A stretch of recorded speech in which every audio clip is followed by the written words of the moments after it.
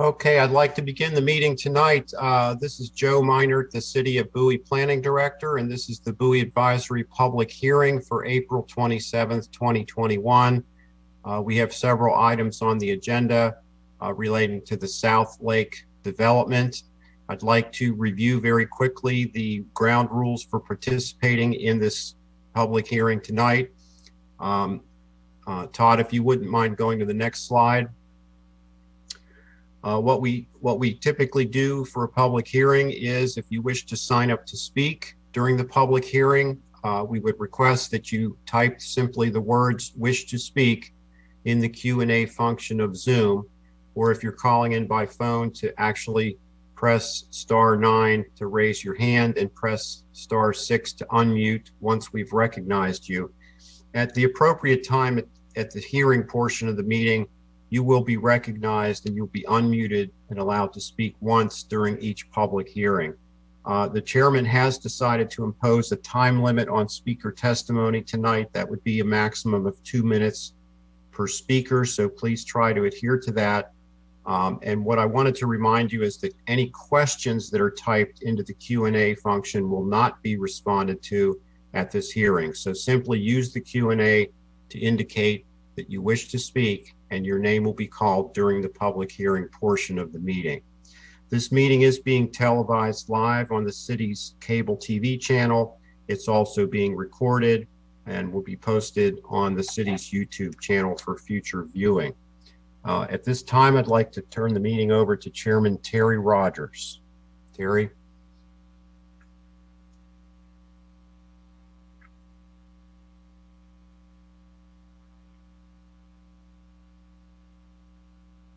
Terry, are you muted? Okay, yep. I'm sorry, I was muted. Can you hear me now? Yes, please go ahead. All right, thank you, Joe. I want to thank staff for pulling this together. I want to thank the presenters for the presentations that they're going to be given. And also I want to thank of course, the citizens of Bowie. And last but not least, our chair members of the Bowie Planning Advisory Board. This evening, we have with us Carl Shooter, Lisa Avery, Deidre Trask, and myself, Terry Rogers, as chair.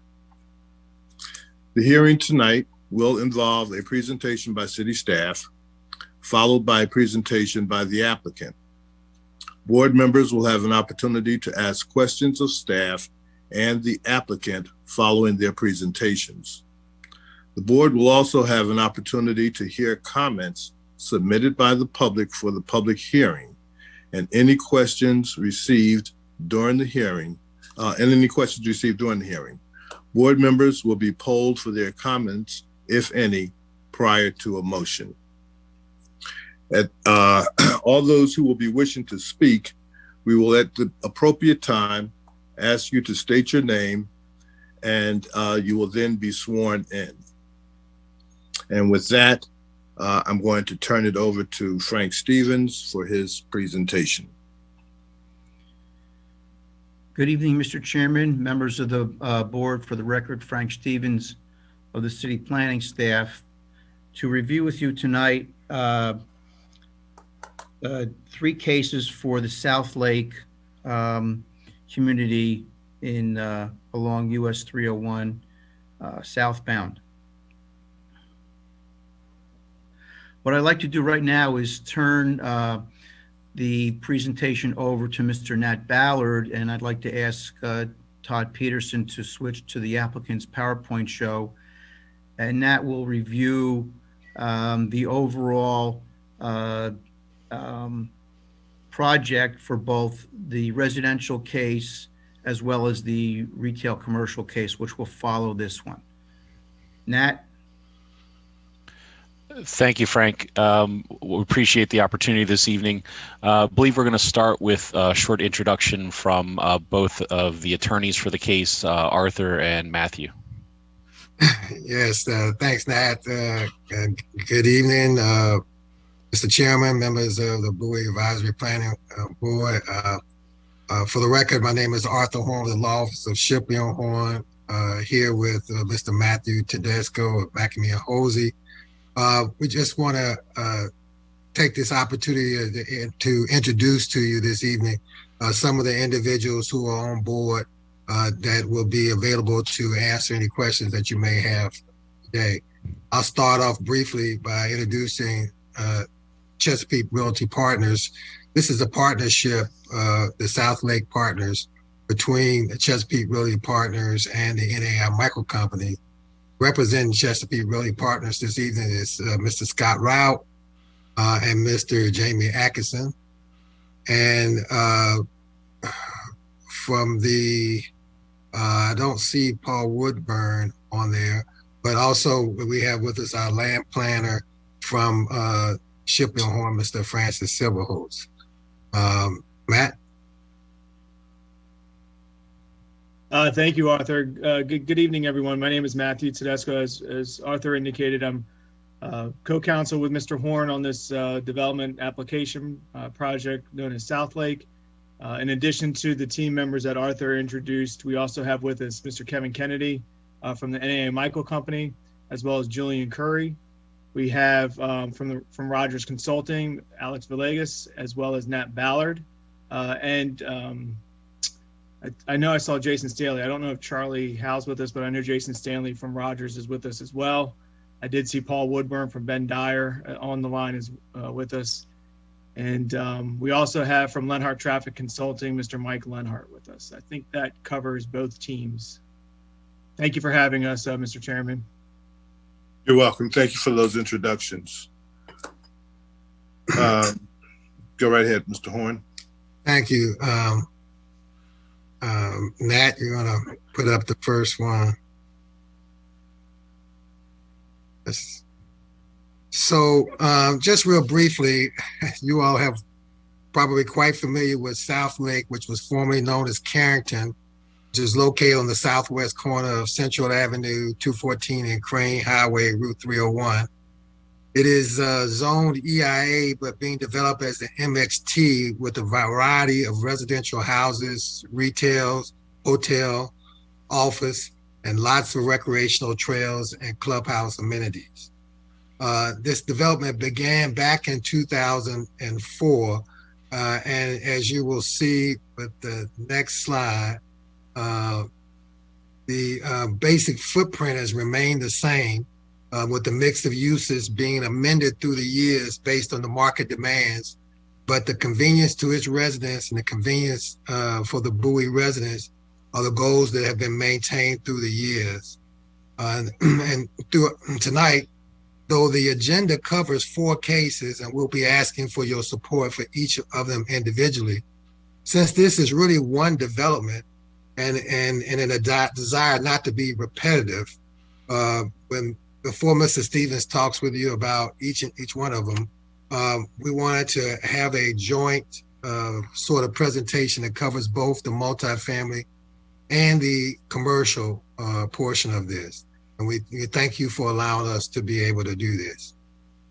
Next slide, Matt.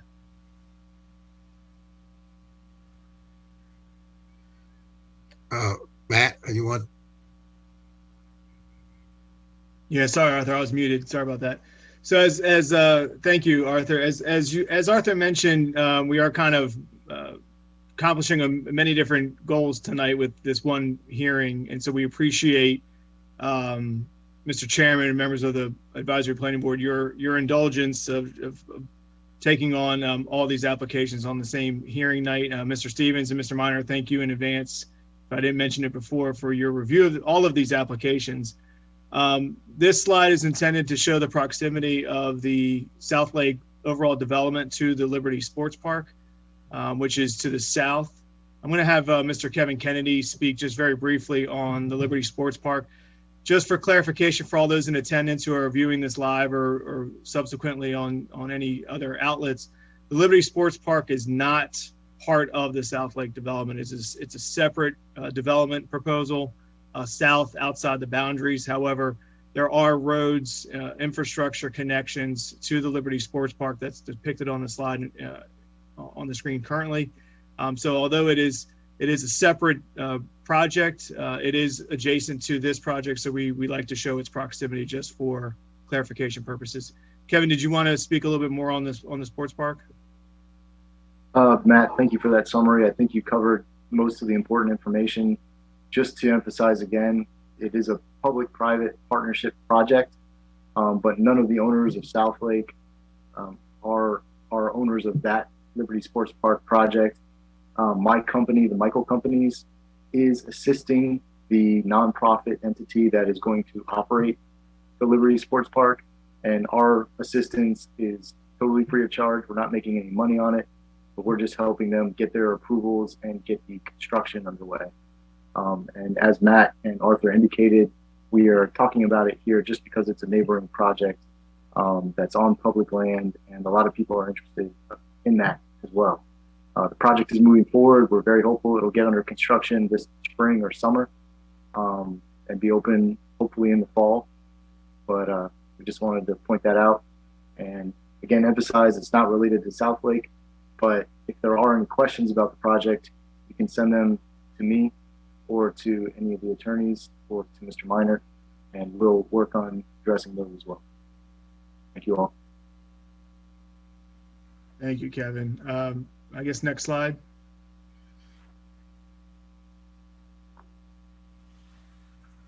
So I can take this one, Matt. Yeah. We just wanted to orient the audience to previous applications that they've seen. DSP 19023 was for the residential portion of the South Lake development. It was approved at Planning Board on March 26th, 2020, and subsequently certified in October of 2020. And it proposed 1,035 residential dwellings comprised of 2 or 2 condominiums, townhouses, and single-family detached units. Next slide, please. The applications, there you go. The applications before you this evening are for DSP 19021, which is what we know as Phase 1 commercial. The commercial application was accepted for review by Park and Planning on April 5th. Tentatively, they've scheduled Planning Board hearing for June 10th of 2021. And this application proposes just over 900,000 square feet of gross floor area, including grocery store, hotels, and various retail and restaurants. Next slide, please. The multifamily detailed site plan is DSP 21002. It proposes 325 apartments spread out over 5 buildings. The buildings are all 4 stories with elevators. It also proposes a 9,000 square foot clubhouse, 1.5 acres of interior green space. At this time, it has not been accepted by Park and Planning for review as of yet. Next slide, please. This slide depicts representative commercial elevations. These elevations are generic in nature and are just intended to depict the character of the site that the applicant would like to establish with the various use of materials and colors throughout the development. Okay, excuse me, I hate to interrupt, but who's speaking? This is Matt Ballard. Matt Ballard. Okay, thank you. Sure. Next slide, please. The commercial application does propose to establish pad sites throughout the Phase 1 development. The only exception to that is that there is one end user, being the Sheetz gas station, and that will be located at the intersection of 301 and Marketplace Boulevard. Kevin, would you like to add anything to that? Sure. This is going to be the first Sheetz location in Prince George's County. Very excited about that, and we're honored that they chose our project for their first location, and we think it'll be a great addition. Okay, thank you. Next slide, please. This slide is a perspective looking down Marketplace Boulevard. It is intended to show kind of the character and the feel of what is trying to be established along both sides of the boulevard with streetscape and the plantings and site furniture that are proposed for that area. Next slide, please. These are images from the detailed site plan with some of the site furnishings that are proposed. Next slide, please. There is also a trailhead proposed within the commercial development that is adjacent to the grocery store at the northwest end of the site. Next slide, please. This is a rendering of the multifamily application. Can we go back 1 second, please? This rendering shows the 5 multifamily buildings as well as the clubhouse and pool. You'll notice that the parking is spread to the outside with some garages that would serve the development. Next slide. This is the elevation of the multifamily buildings, 4 stories with elevators. Next slide, please. These are the elevations of the 9,000 square foot clubhouse. Next slide, please. These are the 65 garages that are proposed with the application that will be for the use of some of the residents there. Next slide, please. These are the signs that were approved with the residential detailed site plan, DSP 19023. They are approved, and I wanted to include this slide to show you that the signs for the commercial were taking from some of the look and the feel that was established with that application. So next slide, please. You'll see some of the same items carried forward into this application with the 2 signs on the left, and then the one on the right is the major pylon sign that's located at the site entrance at 301 and Marketplace Boulevard. And I believe that concludes the presentation. Thank you, Nat. Mr. Stevens, I don't know if you want to go forward with. Sure. Thank you, Mr. Horn. Again, for the record, Frank Stevens of the City Planning Staff. What I'd like to do now is begin our presentation regarding the staff report for DSP 21002. And as we've already heard, this is a detailed site plan application petitioned by South Lake Partners LLC, represented by Mr. Horn. The location of the site is approximately 3/10 of a mile south of Maryland Route 214 on the west side of Route 301. It's for 325 multifamily residential units on about 16 acres, and it's zoned EIA. Our staff report discusses the background of this particular site on pages 2 and 3. And on page 3, we continue with a summary of the stakeholders meeting that was held for this case on April 6th, 2021. And a summary of that meeting is provided as attachment 2 to our report. The DSP analysis begins on page 3, where we discuss the purposes of detailed site plans and the findings that are required to approve detailed site plans. We talk about the site and building information, and that information is provided on attachments 3A to 3C. We see 3B right here. This is the northern half of the site, where there are 2 of the residential buildings, the clubhouse, and the swimming pool.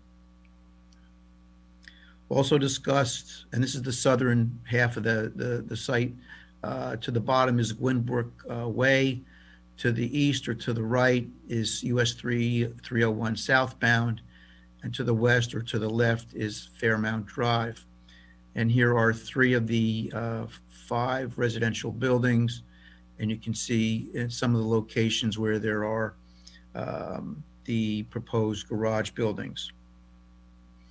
We continue our report with the parking, a discussion of parking and loading and circulation.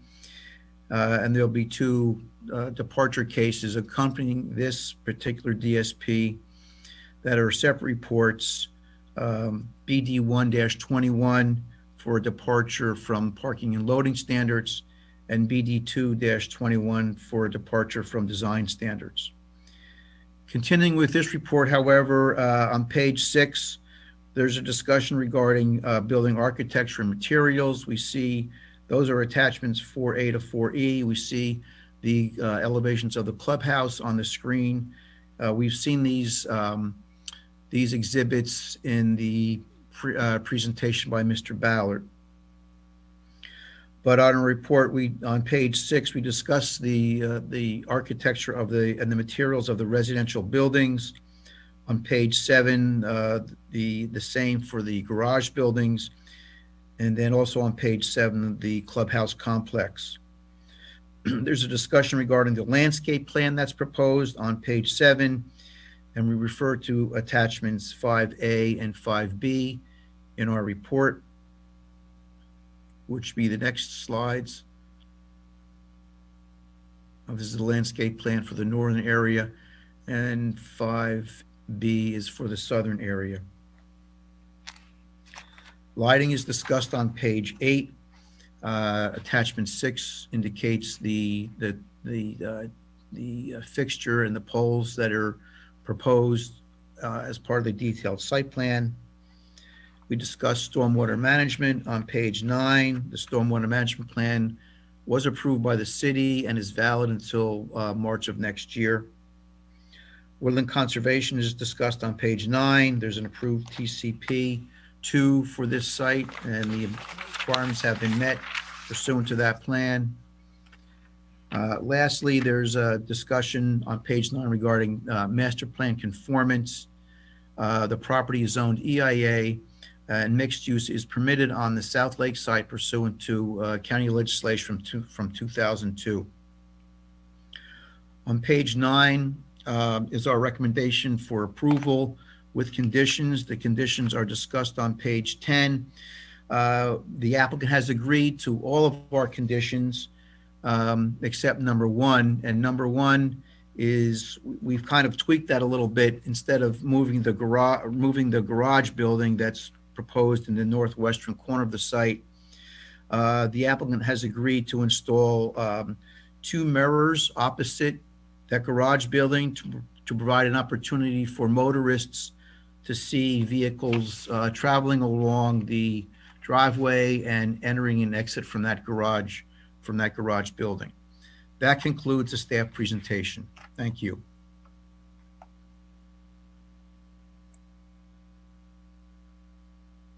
Thank you, Mr. Stevens. We'll now hear from the applicant. First, before we go to the applicant, do you have any questions from the board of staff? I don't have any. No questions. Okay, thank you. Mr. Horn. Thank you. I got knocked off there for a second. I think the last I heard is Mr. Stevens indicating that we do agree with all of the conditions that were proposed, with the exception of condition 1 that we had tweaked to address that, and we do agree with that. Again, not trying to be overly repetitive, but as the presentation indicated, this is a beautiful multifamily 325 units on 15.5 acres with a 9,000-foot clubhouse and in-ground swimming pool with a mixture of 1, 2, and 3 bedrooms. Again, we haven't discussed it yet. I don't want to jump too far ahead, but again, it's all tied together because it's all one development. Is that we have asked for 2 departures. One is to ask that the parking spaces be 9 by 19 instead of 9.5 by 19, and the other is for the departure of reducing the number of parking spaces that are required to actually add more green space to the site, and the number of parking spaces that we are proposing is more than adequate to service the multifamily. So we do thank staff for their thorough review and presentation, and we concur with their recommendation of approval, and are here to available to answer any questions that you and the board or the community may have. Okay, so again, Mr. Horn, thank you very much for that presentation. Are there any questions, Joe, from anyone who has signed up to speak? Thank you, Mr. Chairman. Again, Joe Minert, the Planning Director, and the public input portion of this hearing is being accomplished by anyone who would like to speak, signing up under the Q&A function with just the simple words, wish to speak. So if anyone out there would like to address the board on this subject only, you would have 2 minutes to do that. Mr. Chairman, I will say that we received an input letter from the Information Technology Committee of the city, and I'd like to read this into the record. This is a memo sent from John Eidsness, who is with the IT committee. The memo is dated today, and it reads as follows. I doubt anyone at tonight's meeting drove their car to participate. If you had to drive, it might be because you don't have the necessary infrastructure in place to participate in a video meeting. That is an example of the digital divide the city of Bowie wishes to avoid for future residents and businesses. The digital divide is an economic, education, shopping, school, library, police, birthday party, and grandparent problem that can be addressed with sound planning. As the board reviews the proposed construction of South Lake, I encourage the board and the developers to keep in mind the intent of recent ordinances, resolutions, and plans adopted by the Bowie City Council to facilitate the adoption of smart technologies for present and future residents and businesses. Below are recent actions the Bowie City Council has taken. City of Bowie Dig Once Guidelines, Ordinance O-2-1. City Development Plan, the Economic Prosperity section addresses smart technology. City of Bowie Smart Technology Resolution R-9-21. These council actions promote smart technology for residents as well as city operations and address the digital divide. Demand for broadband and ultra broadband will increase for future residents and commercial customers. Tonight's meeting is being held entirely via the internet. This is more evidence that future office work and school work will take place away from traditional offices and classrooms. The COVID pandemic is a living laboratory that identified weaknesses in digital access that can be addressed with sound planning and infrastructure flexibility. Rather than go into all of the elements that would eliminate the digital divide for residents and businesses, I'll concentrate on one relevant area. Bowie's Dig Once initiative would be beneficial for South Lake property in the same way Ocean City benefits from its similar use along the boardwalk. Dig Once used the first excavation to pre-install spare paths for future technology. The first excavation places multi-cell conduit with spare duct available for later installations. This would eliminate excavation for future installation and eliminate first provider site capture. Managing the spare ducts, both for horizontal and vertical distribution, is common practice for telecom companies and has been adapted in other jurisdictions for private easements and vertical data distribution in multi-floor and multi-tenant buildings. The Information Technology Committee welcomes any opportunity to talk to the board and its members about implementing smart technology and other projects or initiatives at any convenient time. And that concludes the memo that we've received from the IT committee. And as I look at the list of possible speakers under the Q&A, we do have one person who has signed up to speak, and that would be an individual named Aaron. And at this time, Todd, I'd like to unmute Aaron so that he can provide his testimony.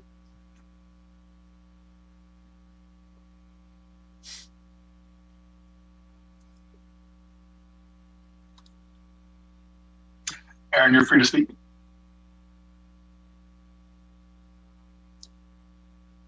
Please go ahead, Aaron.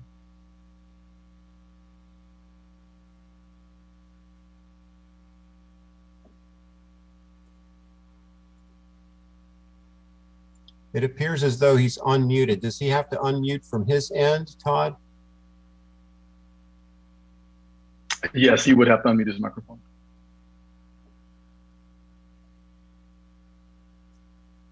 Okay, Mr. Aaron Young, if you can unmute your microphone, you're allowed to speak at this point.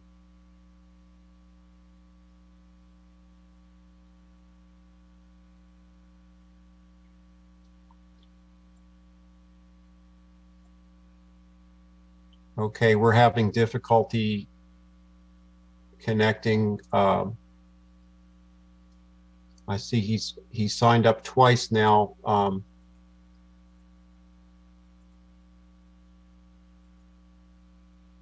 But we're not really getting any input from him. Yeah, he may be having some technical difficulties. Is there another? Can you hear me now? Yeah, Yes, we can hear you. Okay, perfect. Go ahead. I had three questions. So my wife and I live in a newish community now, but we're considering moving to Southlake. One issue that I know we have here is that we only have one cable provider for the entire community. So if we wanted to choose a different one for competitive pricing, we don't have that option. The second one is we have cluster boxes because we're no longer able to have mailboxes, but they're they're located in the beginning of the community, but they're not spread out throughout the community. So I was hoping that you guys would be able to do that or clarify that.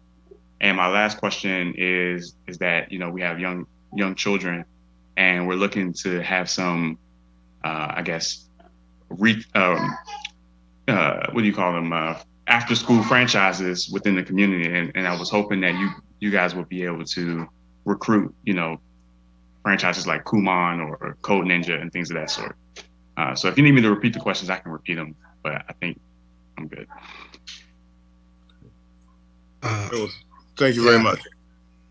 This is Arthur Horn. Let me ask either Mr. Rauch or Mr. Kennedy if they might want to address those questions. Sure. For the as far as the residential community goes, in each phase of the residential development, we have a series of cluster boxes in each pod. There's like 4 pods in our first phase, in which there will be 2 or 3 cluster boxes in each pod to accommodate the residents. They're not all in the beginning of the development. They're all kind of spread out at least as much as we possibly could, giving the Postal Service guidance. As far as the apartments go, each residential building has its own set of cluster boxes in a lobby area. We also have FedEx and UPS drop boxes, and we also have a cold storage in the apartment community building, in which cold groceries and that kind of thing can be delivered into the cold boxes. So we've covered most of those throughout the community of the apartments. The residential community, which was approved before, has its own separate cluster boxes, given those. For the as far as the choice of cable providers, we are actively working with both Verizon and Comcast. They will both be set up through the main trenching of the BGE and Washington Gas trenches. So they will be installed at the same time, so that as the gentleman kind of was alluding to earlier, it's a once dig. We insert those cables in with our other electric or gas pipelines.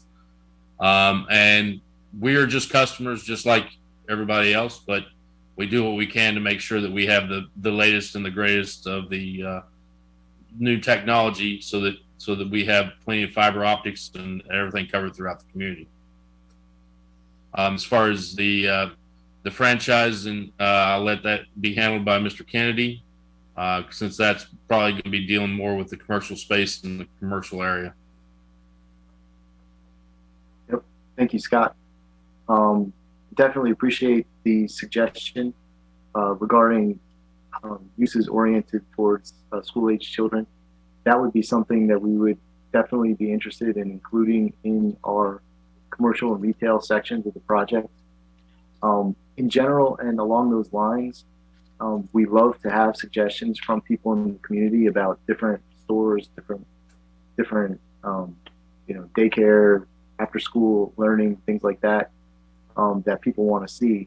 And we do have a website for the project, www.southlakebowie.com, and there's an email address on the website for submitting feedback. And so if there's any other suggestions like those ones that anybody wants to share with us, that's a good way to do it. And we'd be glad to pursue any and all ideas along those lines. Thank you.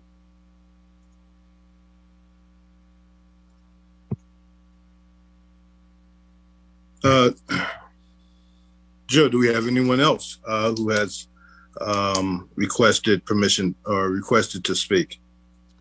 Yes, there's one additional person who has signed up to speak, and that would be Lydia Jolivert.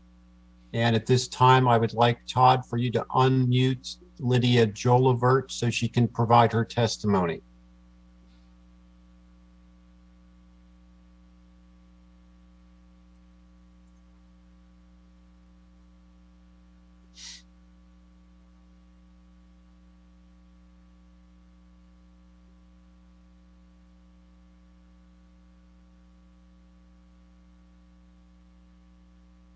Joe, we may have to remind her to unmute her mic as well. Can you hear me? Yes, go ahead, ma'am. Hi. Sorry, I jumped on the call a little late. I was curious, are there going to be single family homes there, or is it just apartment style? Yes, this is Arthur Horn. This hearing tonight is talking about the multifamily only. That's only 325 homes out of over 1,000. There are single family detached, single family attached. There's a variety of housing types all throughout South Lake. Okay. When will construction on those homes begin? And do you guys know who the builders will be for the single family homes? Do you? Yes, ma'am. We have got everything lined up to have the builders start construction, home construction, roughly in the first quarter of next year. We're putting all the infrastructure in now as we speak. We've started on the infrastructure. So the two builders that we have lined up currently for the townhouses are the 20-foot product is the NVR Ryan mix. And we have 24-foot wide product as well, which is Mid-Atlantic Builders. Those are the two current builders signed up at this moment. Okay, thank you so much. Mm-hmm. And Mr. Chairman, there are no other individuals signed up to speak for this hearing. Okay, if there's no one else signed up to speak, then I will declare this portion of the public hearing to have been closed, and will now move into deliberations and comments from the board.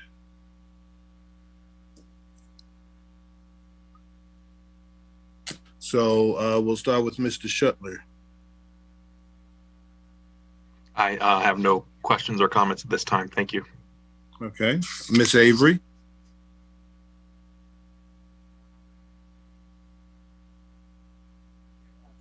I'm sorry, I only have, I guess, one question. I'm not sure if I heard Mr. Horn correctly, that you guys don't want to put in the amount of parking spaces that the city suggested? Well, it's not that we don't want to put in the amount the city suggested. Is that in the MXT zone, you get to determine the parking, and in this particular case, the amount of parking that is suggested, and it's really by parking planning and through the county zoning ordinance, it's well more than what's necessary. In making this request, we've done a study of not only the multifamily apartments in the Washington region, but the same thing with the city of Bowie. Your own staff have gone out and made a survey of how parking is addressed with multifamily.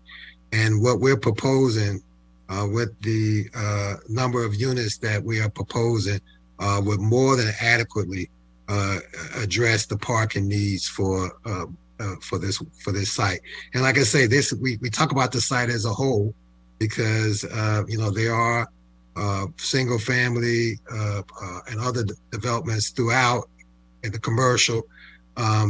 There's plenty of parking on the site, and as far as parking for the individuals who live in that multifamily apartment, they will not have any parking problems with what's proposed. And that's the hearing that's coming up next, which again, we're tied all together and say that the two things we're asking for is to have the parking spaces reduced from 9.5 to by 9 to from 19 by 9.5 to 19 by 9, which is pretty standard for MXT zones and MXT related zones like this EIA. And it's also the dimensions that the new zoning ordinance will be undertaking.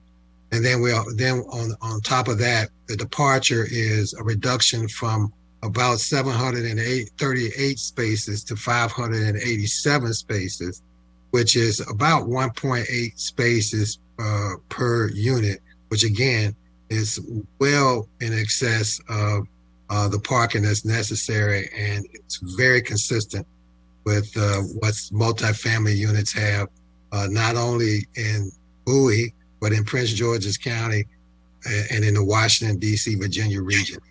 There was a lot of studies done on this, and as you will see in the backup material that you have in those particular cases, the staff agrees it's plenty of parking, and what we're doing is actually adding more green and travel spaces and not placing any more impervious surfaces in that area.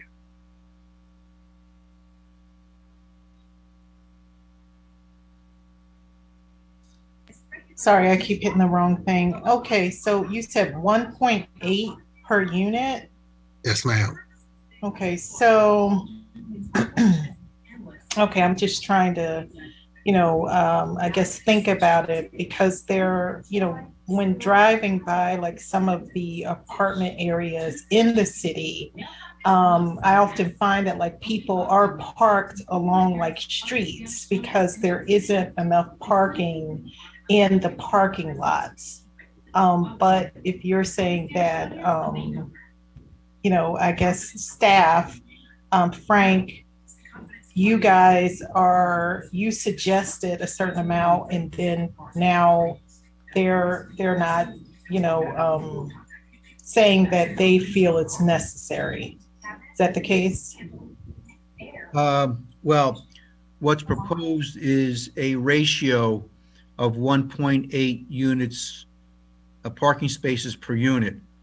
And actually, I think we're jumping ahead to the first departure case, BD 1-21. Okay. All right. Well, then if that's the case, let me not ask any more questions. We'll just proceed. Sorry. Okay, that's okay. We'll get to it when we open up the DPLS case. Okay. Do you have any other? Ms. Avery? No, that was it. That was the only thing I was thinking about. Okay, That was we'll be that was sure my to, only question. we'll be sure, we'll have another opportunity to revisit that subject. Okay, thank you very much. Ms. Trask. Good evening, Mr. Chairman. I guess this question is for either Mr. Stevens or Mr. Horn regarding the conditions that the city staff recommended, and all the conditions were agreed to except the one regarding the parking garage. And I would like to just get a little background on the reason staff made that recommendation and the reason the applicant didn't quite agree with it. Okay, I can start by saying that the staff's recommendation was to relocate one row of the parking garages, relocated. What it says? Well, I'll read it word for word. It says the garage building in the northwestern area of the site shall be relocated at least one row parking spaces to the east, or relocate to a row of parking spaces facing Summit Point Boulevard. So what we discussed with Mr. Stevens and our engineers on the phone as well, but actually moving the garage building to the northeast is not possible because the city of Bowie has a storm drain easement that's there. And also moving the garage to the road frontage along Summit would really be kind of unsightly and block the views to the apartment building. So when we sat down with the Bowie staff and they took a look at it again, I think they agreed with the fact that their recommendation would, though understandable, would not work in this particular case. That's correct.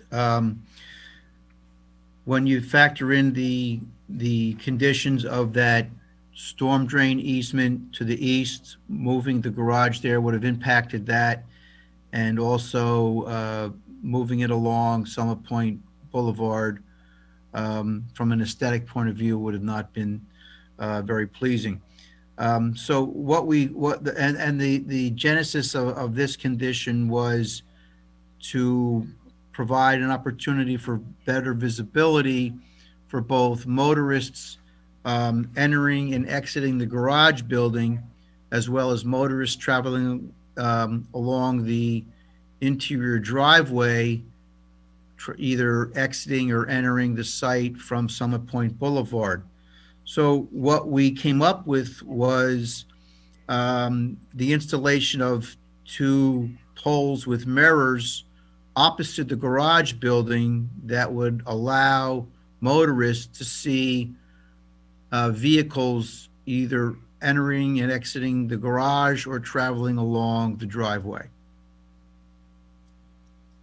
And I think we felt that that was a compromise, and that would also serve the same purpose of providing better visibility and an opportunity for motorists traveling in that vicinity of the site. Okay. Okay.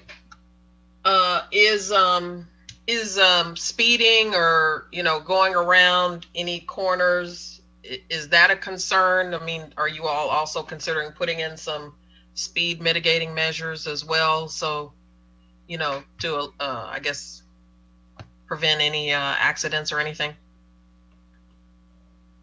I can address that by, this is Scott Rauch with Chesapeake Realty, the builder. And typically in our communities along the main entrance drives, there are speed break points, just to keep speeds down in the 10 to 15 mile an hour range. So as they come in the entrance, there will be some sort of speed break that will have people kind of slowing down at any point. And we do offer those throughout the community to keep people from racing through the parking lots. Okay, and then the mirrors on the poles will also be another something to help mitigate the visibility issue as well. Okay. Yes. Okay, thank you. Thank you all very much. That's all I had, Mr. Chair. Okay, thanks, Ms. Trash. Very good questions. Next, we have Mr. Galato.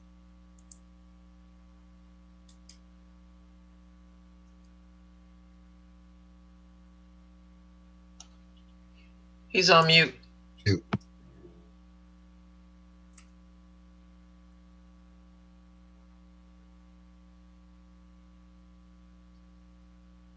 Jim, just all right, can you hear me now? Yep, we can hear you. Okay. As I was looking at the notes here, it mentions institutional employment and institutional zoning.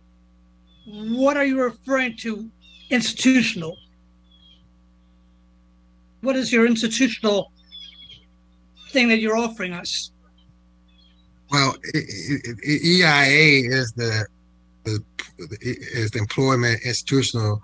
So Right. that is what is zoned, but it's set to be developed by MXT. So the development is being developed more so as a MXT, as a development that's next to heavy transportation, transit oriented area. So the focus is with MXT in this particular case and not the EIA zone. And I guess that goes for the employment also. With the things that you're constructing, developing, I was going to ask you, what are you developing to enhance employment benefits for people? Well, the commercial development portion of the site will employ quite a few individuals, and as the AMI company, who's a local company, and they'll tell you that hiring local is something they do first and foremost. Well, that's very good. I really do agree with that.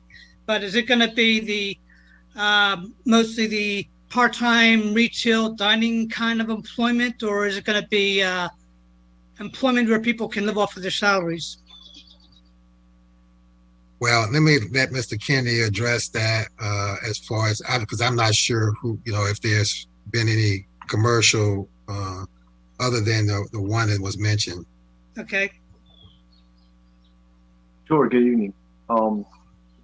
In terms of the commercial portion of the project, we're going to have a mix of retail uses and predominantly retail uses, but also we do have an office building component that will definitely provide non-retail jobs. We're not sure exactly what type of office building yet because we don't have a firm deal signed up. In this market, in this location, medical office is a strong possibility. And as we get a better idea of what kind of office building we want to build, we'll be coming back before this board because it will require a detailed site plan for that project, that part of the project as well. Okay, well, I think all kinds of employment are very good. I was just curious because it's nice to have mixed employment for different groups of people that need employment. And I think that's very good to have different varieties of employment, as there is also in your development a very nice mixture of mixed use in your development, I find, and it's appealing and it looks good. However, do you realize that from Route 2 in Prince George's County, from Route 214 to Route 3, and then from Route 3 all the way up towards Crofton, not all the Bowie area of influence, but in this area, there is so much similar construction going on like yours. And yours is very nice, by the way. I'm not knocking it. But there's market cannibalization, meaning you see them taking businesses and potential buyers for homes and other things from one area to another, cannibalizing, not helping. So I just want you to realize that even though I think your development has promise, and I hope it brings in more quality everything here, too much competition is cannibalization of the market, and that can be hurting you and others. Just a comment. Thank you. Yep, no, it's a very fair point, and we certainly always keep that in mind when we're planning the project, and we're also phasing the project so that we don't overload the market with any one product type at any time. Mm-hmm. Thank you. All right, thanks, Mr. Galata. Again, I think the questions from the board have been very insightful, and added a lot of clarity to the project. So with that, we want to, I guess, before we move into the departure, Joe, do we need to approve staff's recommendation on? Yes, I guess, Mr. Chairman, I was mistaken. I thought you were going to combine the two departure cases and do it all as one hearing with this detailed site plan since they were all related, but it appears as though we're going to handle them one at a time. So you need simply one motion to affect the detailed site plan for the 325 multifamily residential units. Okay, so we'll take it that way. But for the next two departures, can we combine those two, Joe?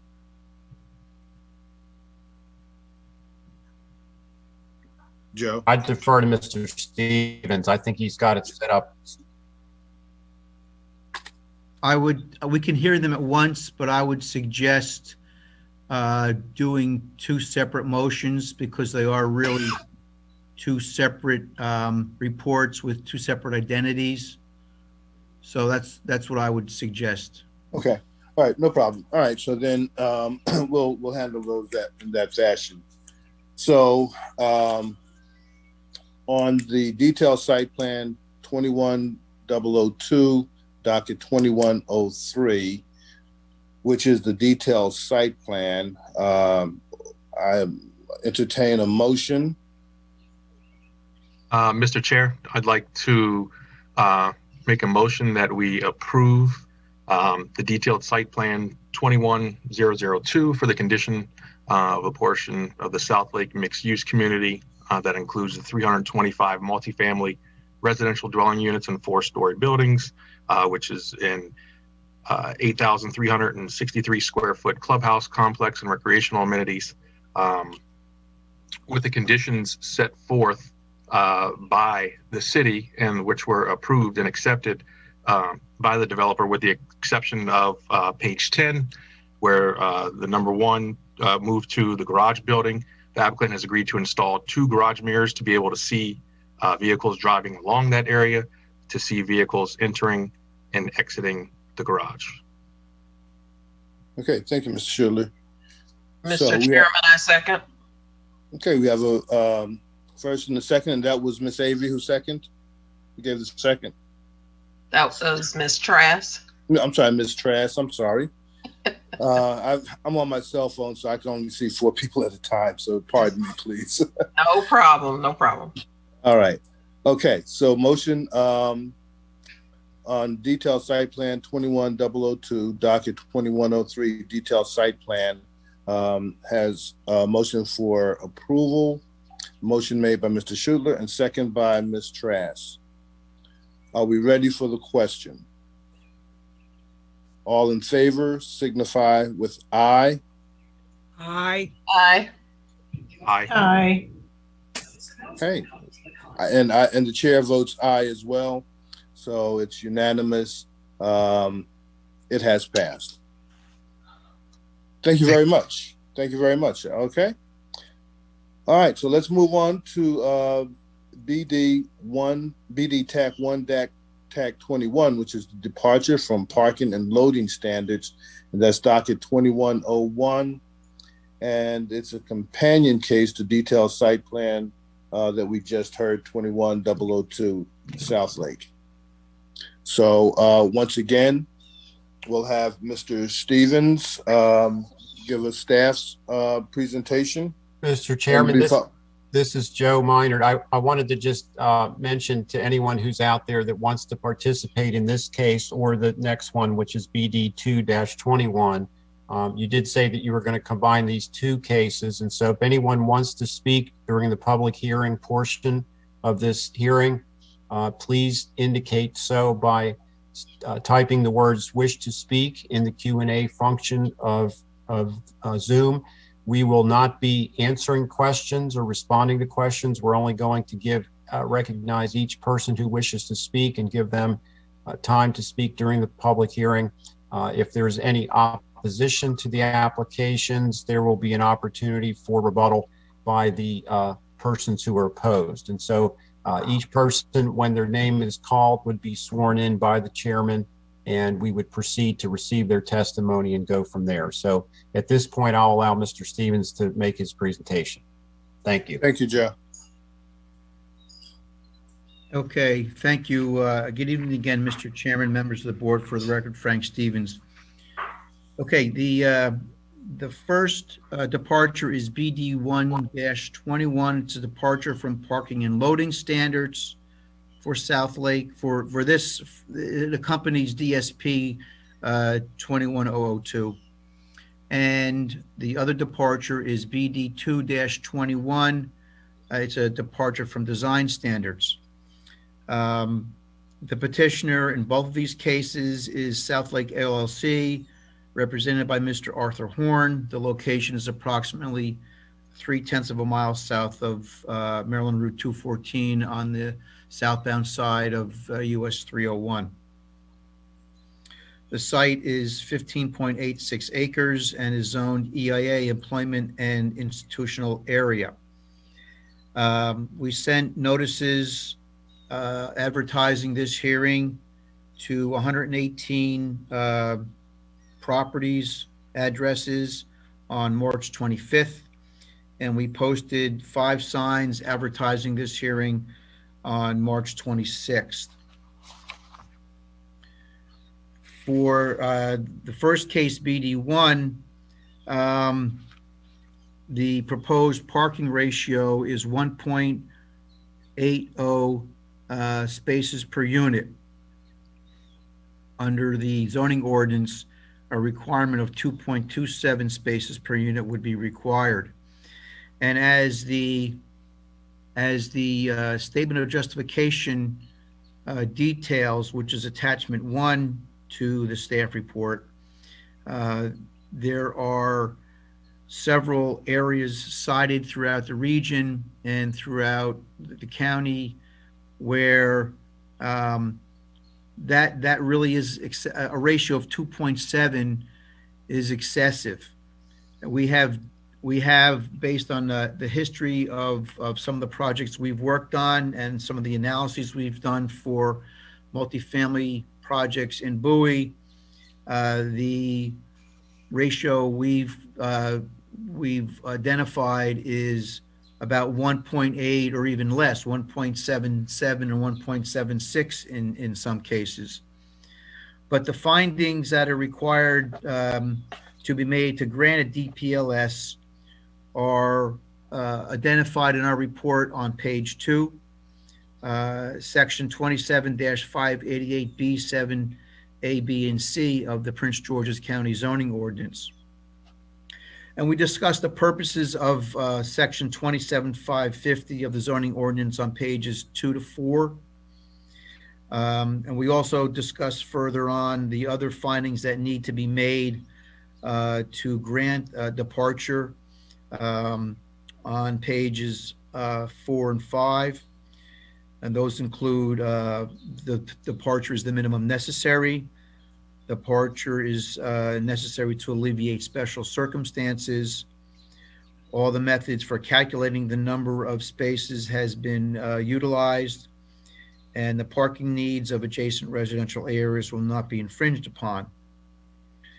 We also discussed 5 items that the planning board shall consider, and that's on page 6 of our report.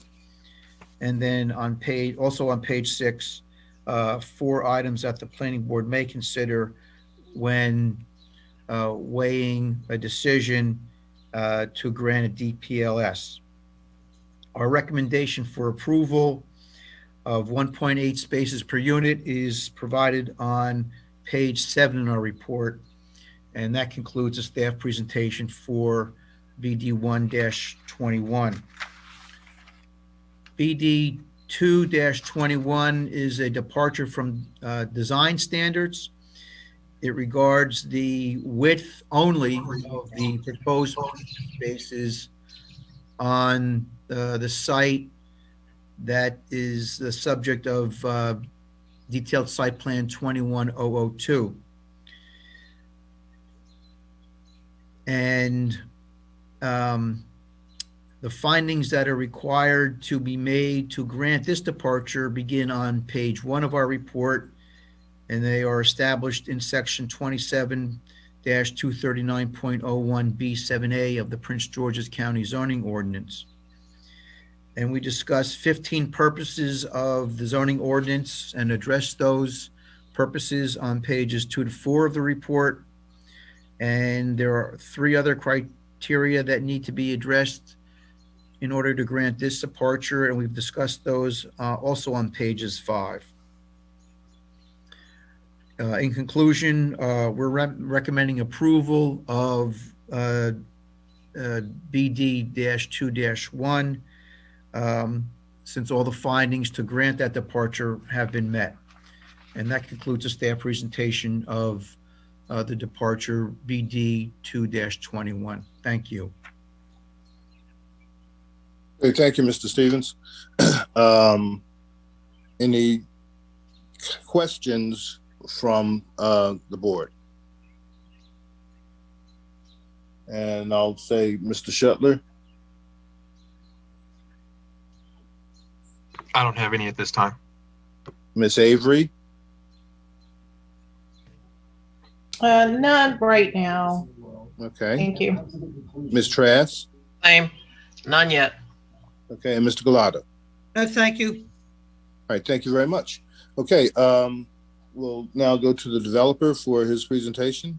Thank you, Mr. Chairman. And again, Arthur Horn here on behalf of the Partnership for the Multifamily. With these 2 departures, again, they tie in exactly with the multifamily portion of this. I won't repeat or belabor it. I'll just say that we will agree with the findings of facts and conclusions of law as set forth in both of the Bowie staff reports.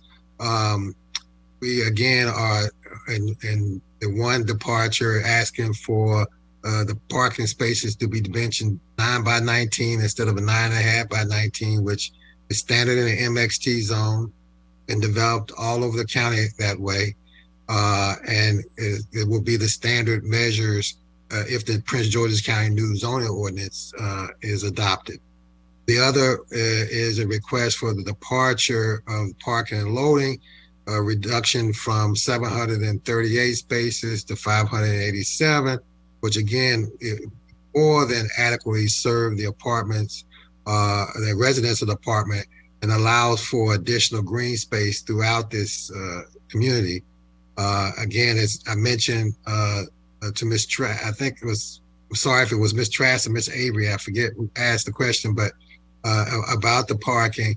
But again, this, the applicant provided all these basic studies as well as the Bowie staff doing their own independent studies of the parking ratios for multifamily, which is a little different than you would find in residential homes. And sometimes the residential homes, it was mentioned that you see parking on the street and the side. A lot of times people aren't utilizing their garages and all, and so you see a little bit of a spillover. Well, that's not the same for multifamily developments, although this development has garages for some individuals who would like to utilize it for their vehicles. There are, plenty of spaces. The way the property is laid out and the overall development of the entire South Lake makes this a wonderful laid out community. The reduction in the parking spaces by half an inch on each space and reducing the numbers will not in any way reduce the amount of parking needed for the multifamily, nor would it have any impact on the single family homes or the commercial developments that surrounds this property. So again, it's all part of the DSP application and these 2 departures. We rest on the fact that of the applicant's statement of justification placed in here, as well as the findings and conclusions of your own Bowie City staff in this application. And will be available if you have any questions. Okay, thank you, Ms. Make sure I'm off mute. Thank you, Mr. Horn. Appreciate that. With that, Joe, is there anyone who has signed up to speak? No, sir. At this time, there is no one signed up to speak on these applications. Okay. All right. Good. I'll go back to our board members and see if there are any questions have been developed, or have all of your questions been adequately addressed and answered. And I'll start with this time, Ms. Avery.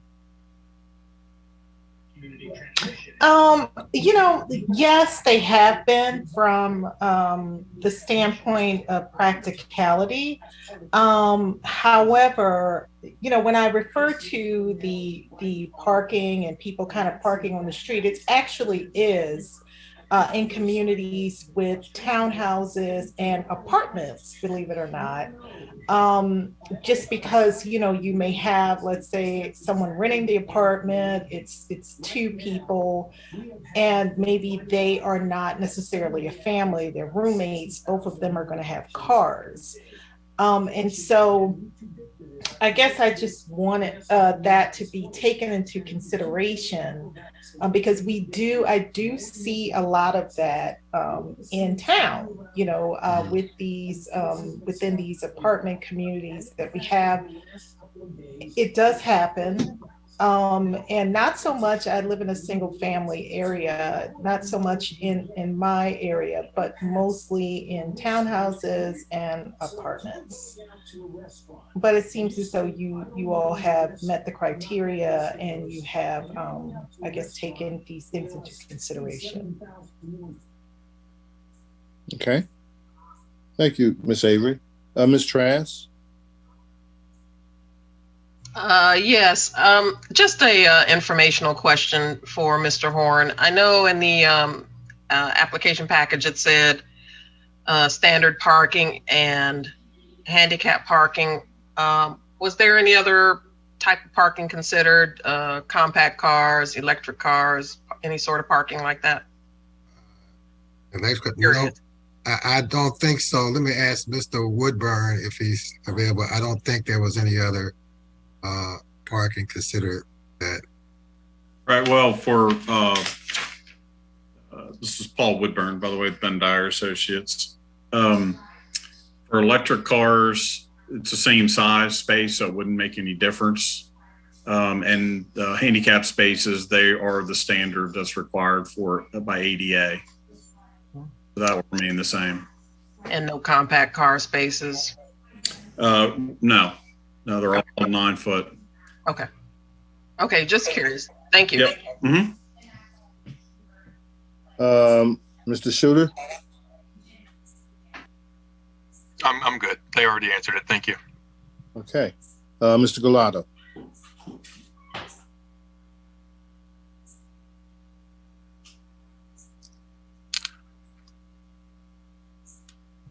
He's trying.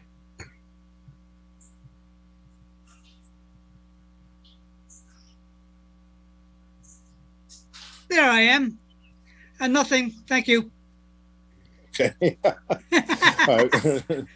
Well, we definitely wanted to make sure you had your opportunity, Mr. Galato. Okay.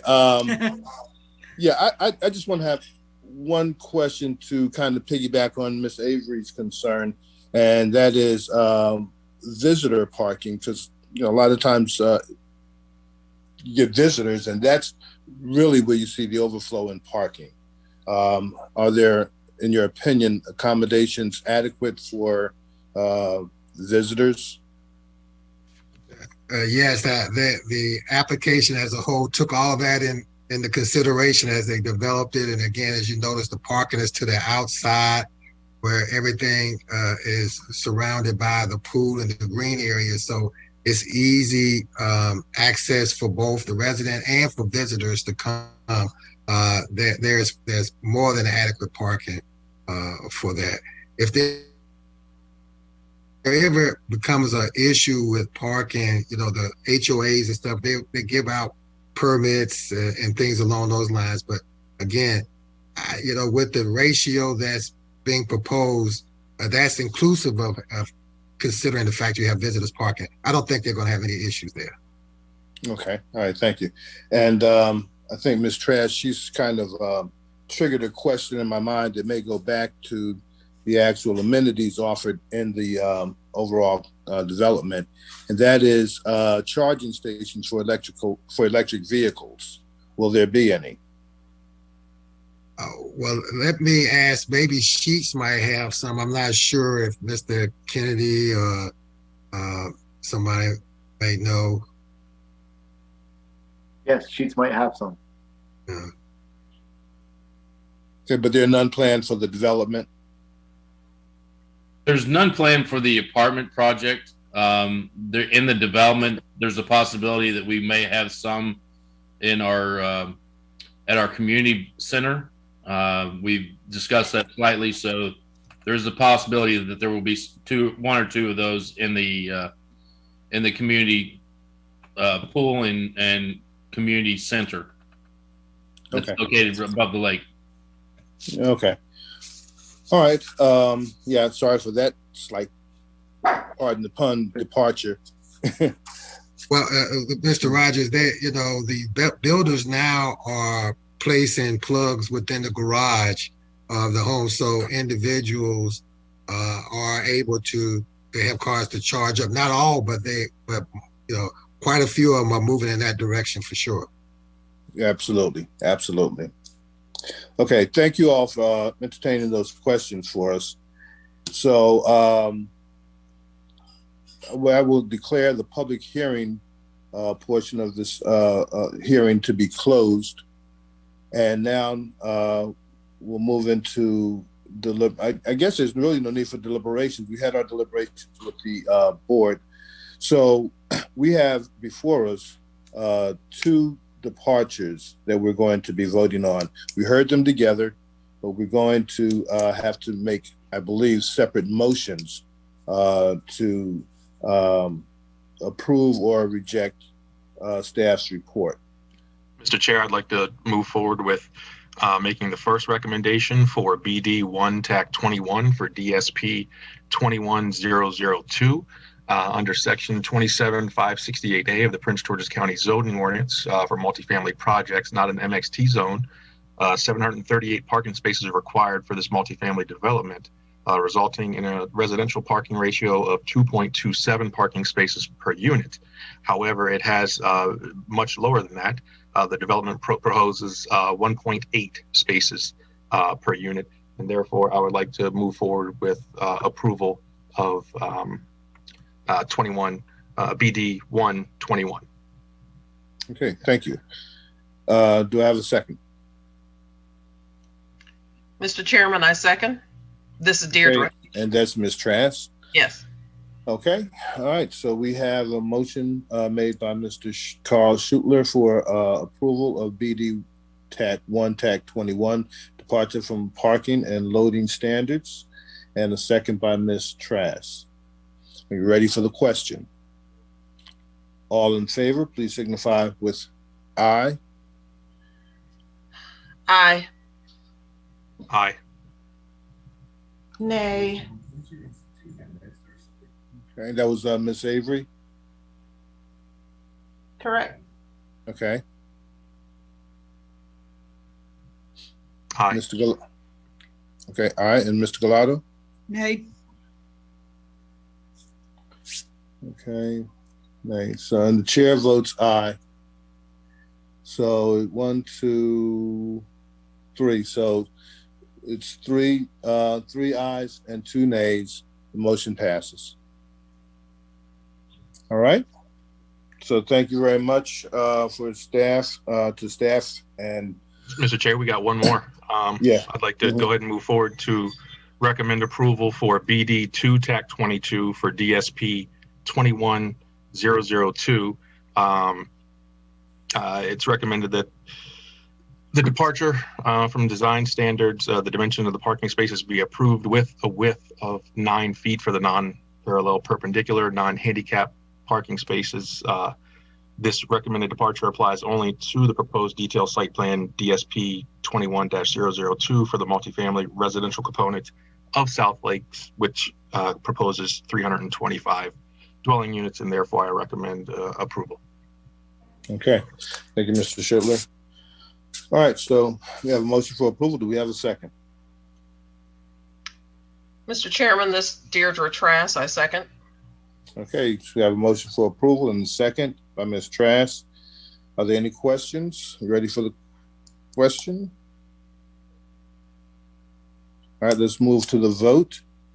All in favor of approval of BD TAC 2, TAC 21, departure from design standards, please signify with the usual aye. Aye.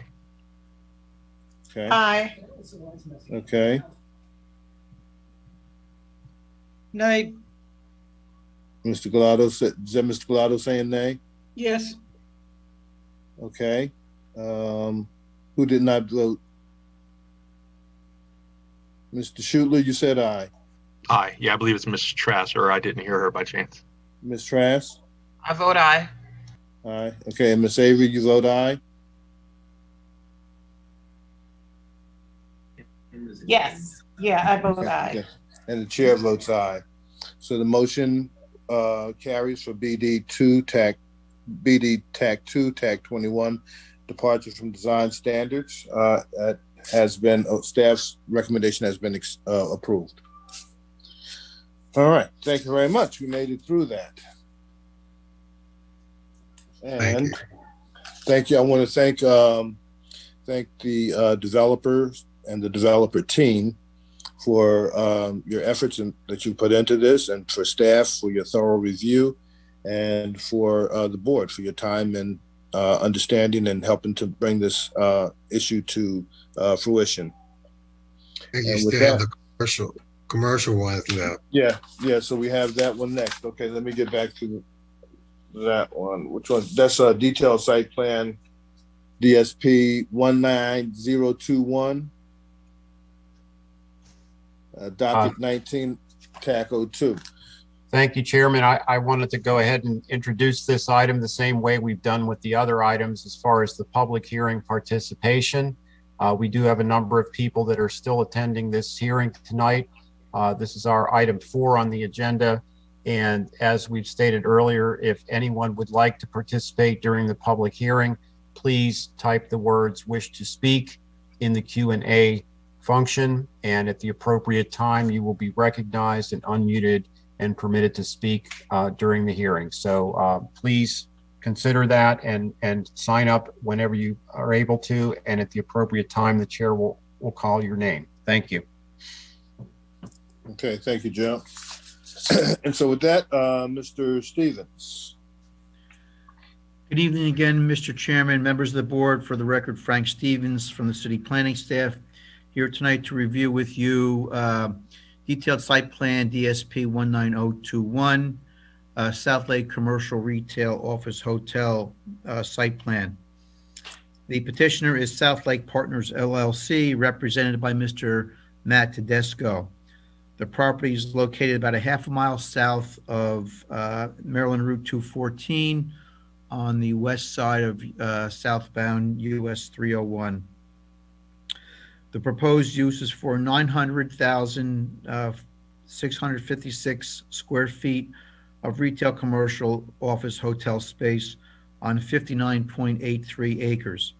The property is zoned EIA, employment and institutional area.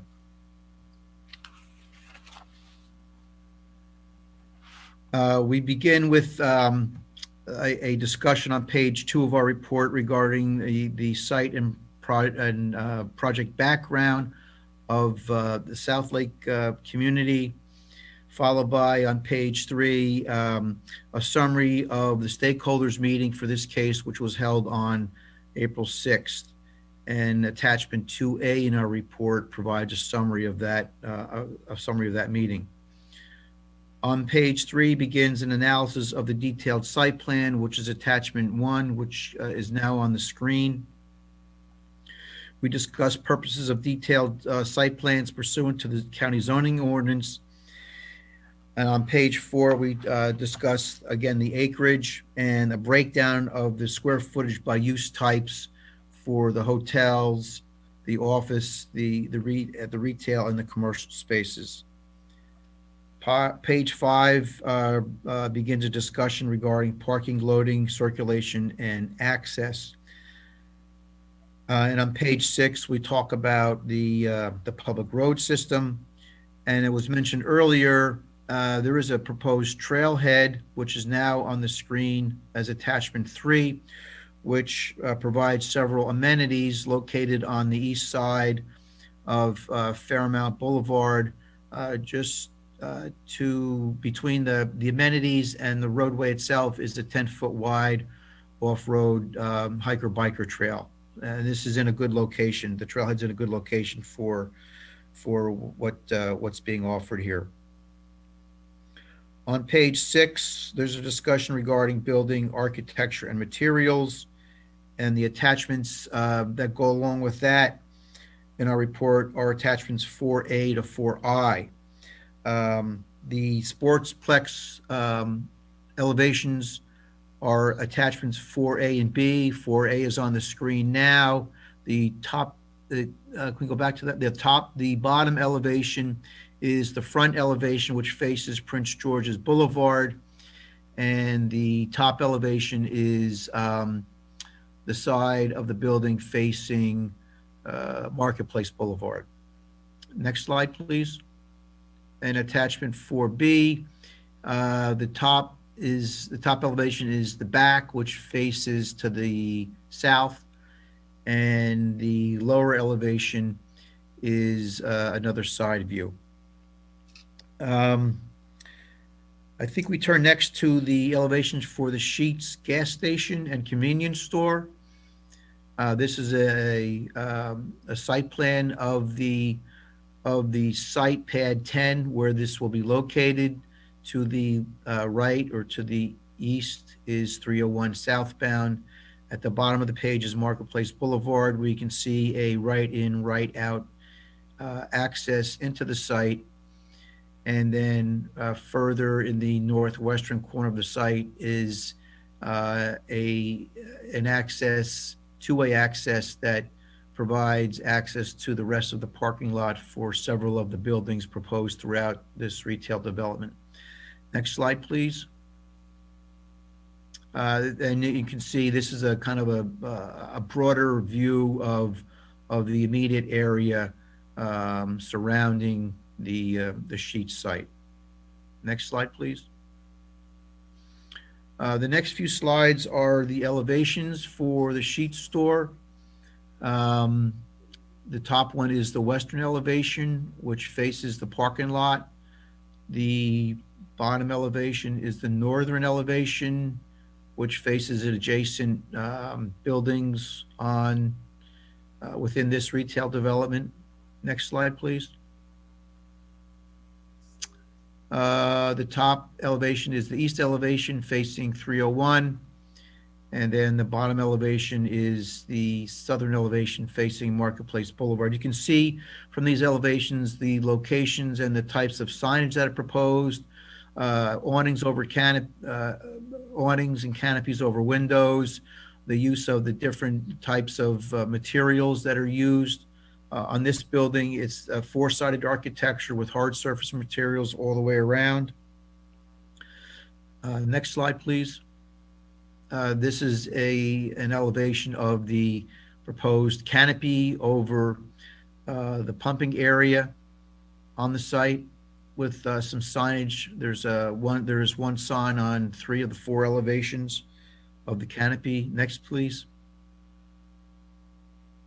These are elevations for the grocery store, which is located at the intersection of Fairmount Boulevard and Marketplace Boulevard, I believe. And the top elevation is the back of the store, which would be facing Fairmount Boulevard. The bottom elevation faces the front. That's the front elevation, which faces the parking lot as you would walk from the parking lot into the front entrance, the main entrance, located to the right of this elevation. Next, please. This is a side elevation facing the north and another side of elevation on the bottom facing Fairmount Boulevard. Next, please. This is the overall landscaping and lighting sheet. We talk about the landscape plan on page 8 of our report, and then the lighting on page 9, which is shown on attachment 6. Those are the styles and the types of poles that are proposed throughout the parking areas of this particular DSP. Page 9 begins a discussion on signage for this development. There are several types of signs that are proposed, a variety of signs, building mounted, freestanding, etc. This first slide is, well, this is actually for the sheets, the freestanding sign for the gas station. And we're indicating in our report that we're recommending the height of the sheet sign, the freestanding sign, thank you, be reduced by 4 feet, so it's more compatible with what's allowed, and it's fully explained on page 9 of our report. Let's see, we saw the signage for the grocery store, which were on the elevations of that store on attachments 4H and 4I. Page 10 of our report discusses the overall South Lake signage that's proposed as part of this DSP package. And those signs are shown in attachments 7B through 7E. The first sign is attachment 7C, I'm sorry, for a sign that's located, next slide, please. Thank you. Which is located on the left of this slide, sign 1, and proposed at the intersection of Old Central Avenue and Summit Point Boulevard. And then sign 2 is proposed along 301 near Gwynbrook Way. And we discussed each of those signs in the report. Next, please. 7D is a project identification sign located at the intersection of Marketplace Boulevard and US 301 southbound. It's right near the Sheetz gas station. Our concerns with this sign is its size, its height, its scale, and we discuss those concerns on page 10 of our report. Next, please. And then the last signage discussed in the report is this particular sign, sign 4, which is proposed in the roundabout at the intersection of Marketplace Boulevard, Fairmount Drive, and Prince George's Boulevard.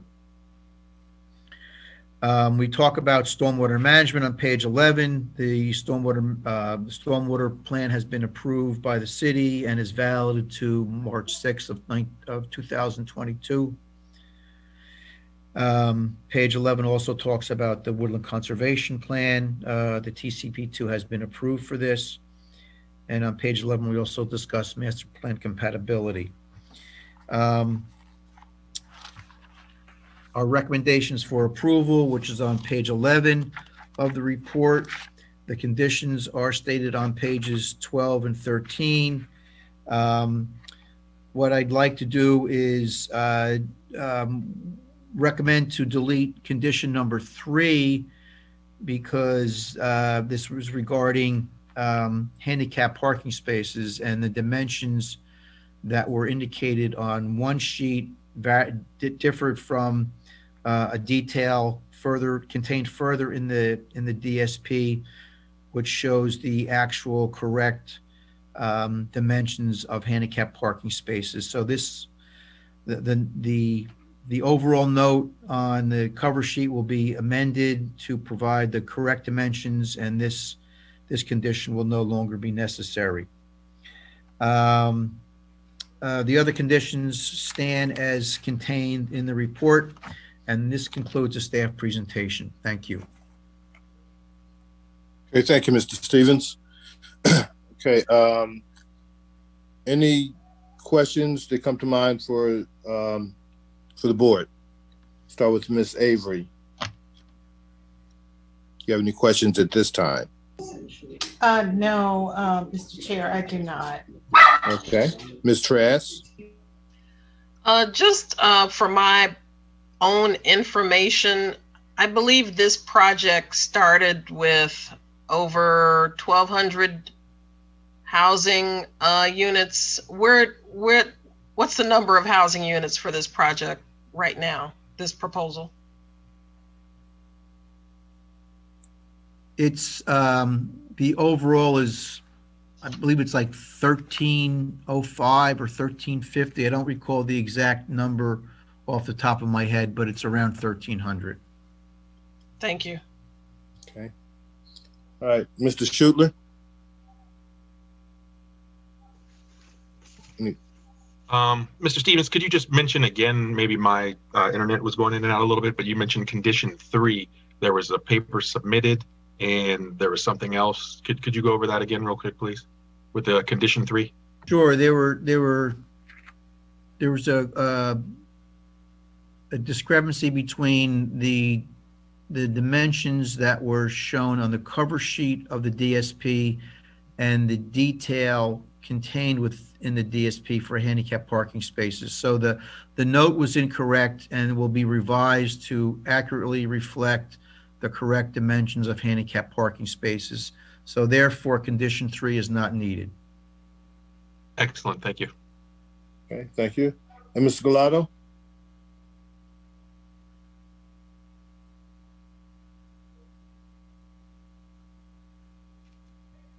Okay, can you hear me? Yes. Okay. You mentioned the sports complex, and did you say it was facing the stadium? No, the sports complex, the front entrance faces Prince George's Boulevard. Oh, okay. How big is the sports complex? And this is mainly for children or what really? Well, I'm going to ask the developers team to answer that question about the usage, but the sports complex is looking it up in our report. I believe it's over 200,000 square feet. Okay. So I just want to know, is it for? It's not professional, right? So it's for non-professionals. I'd be happy to answer that. So right now, the plans for the indoor sports complex are modeled after the facility that's called the St. James, that's located in Northern Virginia. I'm not sure if everybody's heard of it. About a year ago, they were running a lot of TV ads, so they had a lot of recognition in the area. But basically, the idea is to have an indoor facility that has a turf field that can be used for different sports like indoor soccer, flag football, field hockey, lacrosse, things like that, as well as other facilities for exercise, for sports training, dance classes, aerobics, things of that nature. So it's meant to be a kind of one-stop shop for different kinds of indoor sports for both children and for adults, I guess, to answer your initial question. I was curious because I remember hearing them speak about the sports complex. Our delegate was really into bringing that here, but I was also curious as to whether this was a preliminary, probably trying to bring in another kind of sports team like we have with the Bay Sox. Just thinking ahead, I just want to know what it was leading up to and what the outlook was for it. That's all. Thank you so much. All right, thanks, Mr. Gallardo. All right, at this time, we'll hear from the developer and his team.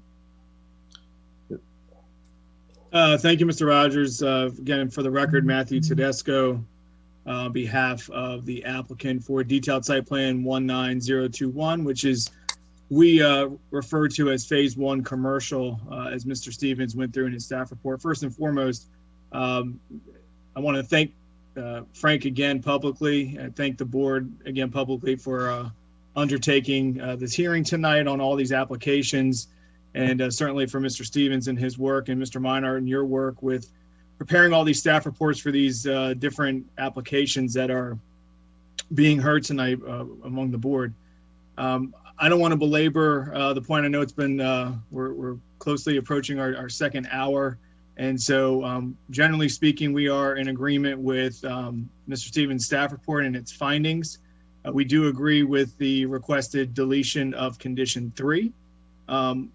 We are generally in agreement with the other conditions, saving condition 4C and 4D, although we do not have any requested modifications to those conditions.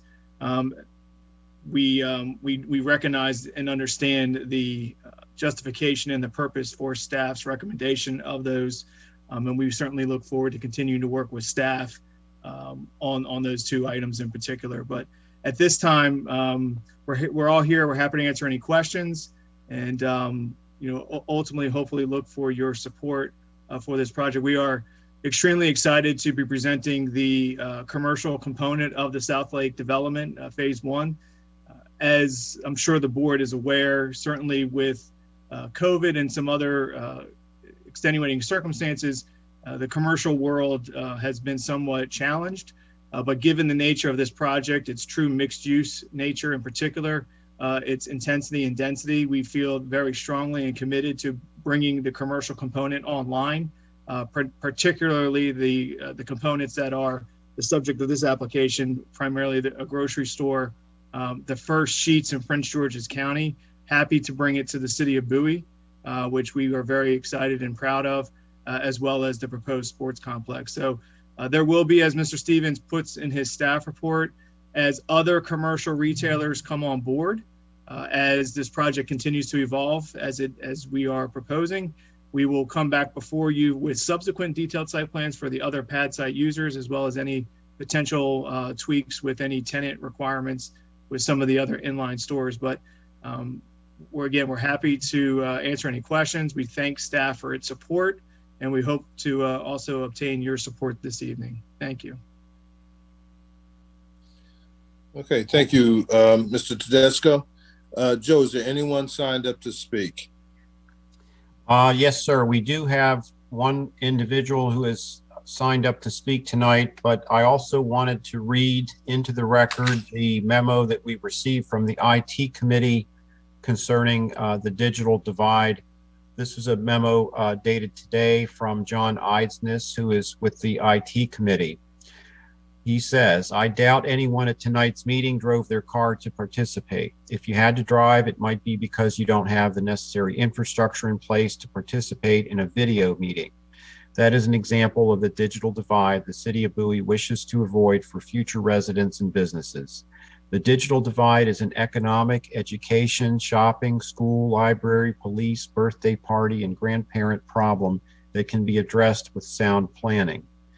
As the board reviews the proposed construction of South Lake, I encourage the board and the developers to keep in mind the intent of recent ordinances, resolutions, and plans adopted by the Bowie City Council to facilitate the adoption of smart technologies for present and future residents and businesses. Below are recent actions the Bowie City Council has taken. City of Bowie Dig Once Guidelines, Ordinance O-2-1. City Development Plan, the Economic Prosperity section addresses smart technology. The City of Bowie Smart Technology Resolution R9-21. These council actions promote smart technology for residents as well as city operations and address the digital divide. Demand for broadband and ultra broadband will increase for future residents and commercial customers. Tonight's meeting is being held entirely via the internet. This is more evidence that future office work and school work will take place away from traditional offices and classrooms. The COVID pandemic is a living laboratory that identified weaknesses in digital access that can be addressed with sound planning and infrastructure flexibility. Rather than go into all the elements that could eliminate the digital divide for residents and businesses, I'll concentrate on one relevant area. Bowie's Dig Once initiative would be beneficial for South Lake property in the same way Ocean City benefits from its similar use along the boardwalk. Dig Once used the first excavation to pre-install spare paths for future technology. The first excavation places multi-cell conduit with spare duct available for later installations. This would eliminate excavation for future installation and eliminate first provider site capture. Managing the spare ducts, both for horizontal and vertical distribution, is common practice for telecom companies and has been adapted in other jurisdictions for private easements and vertical data distribution in multi-floor, multi-tenant buildings. The Information Technology Committee welcomes any opportunity to talk to the board and its members about implementing smart technology in other projects or initiatives at any convenient time. So that is the input that we received in writing from the IT committee as public participation. I'd like to now go to the speakers list, and we do have one attendee who would like to address the board, and that would be Mr. Stephen Holloman. And at this time, I would like to have Mr. Stephen Holloman's microphone activated, and he'll need to unmute in order to speak. Good evening. Can you hear me? Yes. Yes. Great. I just wanted to take a moment just to thank everyone for this presentation. It's been very informative for myself and my family.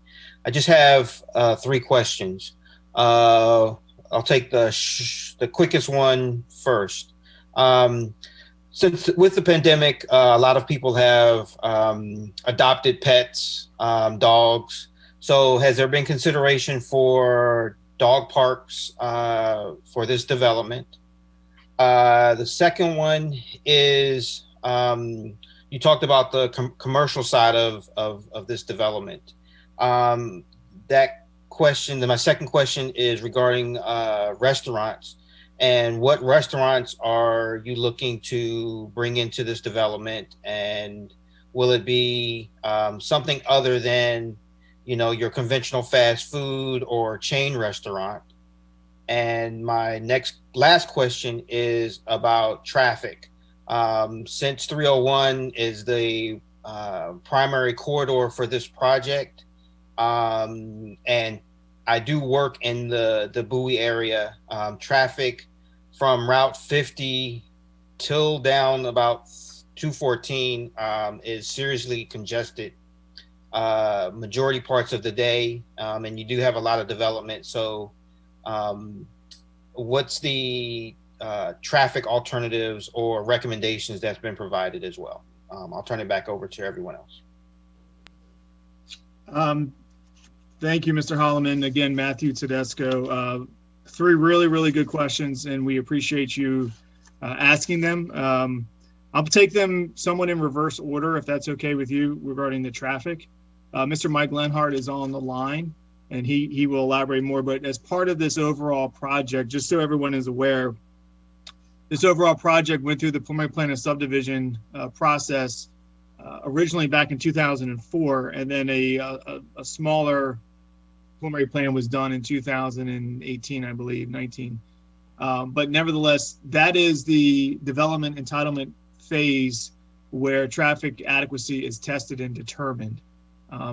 We are at the detailed site plan phase, which is basically the phase in which we propose the architecture, the landscaping, the lighting, the signage, et cetera. That being said, we can answer your question by saying, yes, this project is required to make a number of off-site and on-site transportation improvements to and include a third southbound lane on 301, as well as intersection improvements with a traffic light at 301 at the main entrance across from where the existing Wawa is, as well as traffic improvements on Central Avenue. So this project will contribute both from an on-site perspective with respect to traffic and the internal roads and networks and things like that, but also the off-site with some of those major off-site improvements associated with the project. Mike, did you want to elaborate any more on any of those, or did I miss any? Good evening. For the record, Mike Lenhart. You did a good job at an overview of those improvements. As you mentioned, that we're going to be constructing a third southbound lane along Route 301, beginning just south of Old Central Avenue and continuing south through the main access to the site, which is at the Wawa crossover. We'll be putting a signal up at the Wawa crossover, and the third southbound through lane will tie into the existing third southbound through lane that begins just north of Trade Zone Avenue. We'll also be constructing a northbound double left turn lane from 301 into the site, widening the median at Wawa to handle the double left turns to and from the site from northbound 301. As Matt mentioned, Old Central Avenue at 214 is going to be improved. It's going to be widened with additional turn lanes and a traffic signal at 214 and Old Central, as well as additional improvements and widening of Old Central Avenue. We did conduct other signal warrant studies at 301 and Old Central, and they were determined by State Highway to not be warranted. So those signals are not moving forward at this time. I think that just about covers it. Thanks, Mike. And the second question regarding restaurants, I'm going to turn that over to Kevin Kennedy so he can talk about the ownership's proposals, desires, goals, as well as their marketing strategies to try to attract those types of uses. Sure. Thanks, Matt. So I'm Kevin Kennedy from the Michael Companies. We represent the owners and developers of the commercial portion of this project. We're also a Prince George's County based company. We've done several shopping centers and other retail projects in the county over our company's 45 plus year history. We pride ourselves and we emphasize in all of our projects on trying to bring new restaurants to a given area, as well as to try to focus on quality local restaurateurs. For this particular project, we're even though we've been working on it for 20 years, we're still relatively early in the leasing process. Typically, things like restaurant spaces and smaller stores don't get locked in and leased out until the actual construction is farther along and people can see what's being built, see what they're getting into, and then they're more willing to sign up to join into a project like this. However, we do have a preliminary letter of intent from a restaurant operator named Grace Tang. Grace operates several other restaurants in the county under the Grace's name. Her original restaurant was in the city of Bowie some time ago, and she since moved on to our shopping center in Lanham, as well as her flagship restaurant at National Harbor. And she signed a letter of intent to open a restaurant in this project, but the exact details and the timing of that have not been finalized yet. They will be finalized as we move forward with the development of this phase one of the retail, and once we get a few more of the buildings underway. In addition to that, like I said to one of the questioners earlier, we do love to take recommendations. So if anybody in the audience has a particular restaurant that they would like to see out here, or if they know of a restaurateur, particularly a Prince George's County-based restaurateur that might be interested in opening a shop in our project, we'd always be happy to speak with them and see what possibilities are there. I mentioned before, the project has a website, www.southlakebowie.com, and that has a contact form. And if you're able to contact us that way, we'll make sure that that information and any questions get to the leasing team so they can follow up. I think I answered it. Yeah, no, thank you, Kevin. So the shorter answer to that, Mr. Holloman, is yes. that is our intention. And then the third question, which was your first question, dealt with dog parks and things of that sort. I'm gonna, if it's okay, kick that answer over to Scott, because that's more part and parcel to the residential component, which Scott is taking the lead on. So I don't want to say anything, speak out of turn. I'll defer to Scott on that answer. Thank you, Matt. Scott Rauch with Chesapeake Realty Partners. We are the overall residential developer. There are, as I mentioned earlier in the previous DSP, we have several pods of residential development that we're developing. In several of those pods, we have created dog parks. We also have the extensive county trail that runs through the community for dog walking and that kind of nature. And I'm assuming that there will be some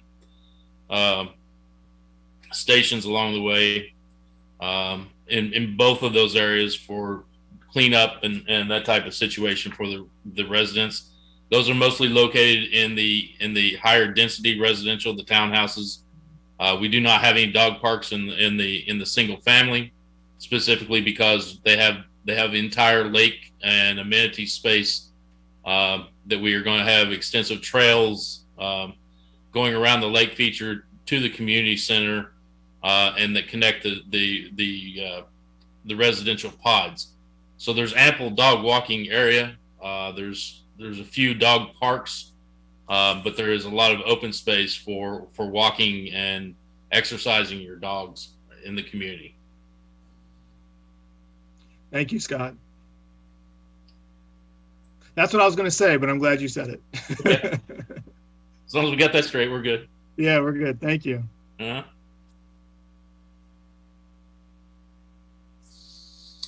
Okay. So, Joe, is that it for the public hearing? Yes, sir. That concludes the list. Okay, so I will declare the public hearing now closed, and we can move into questions from the board.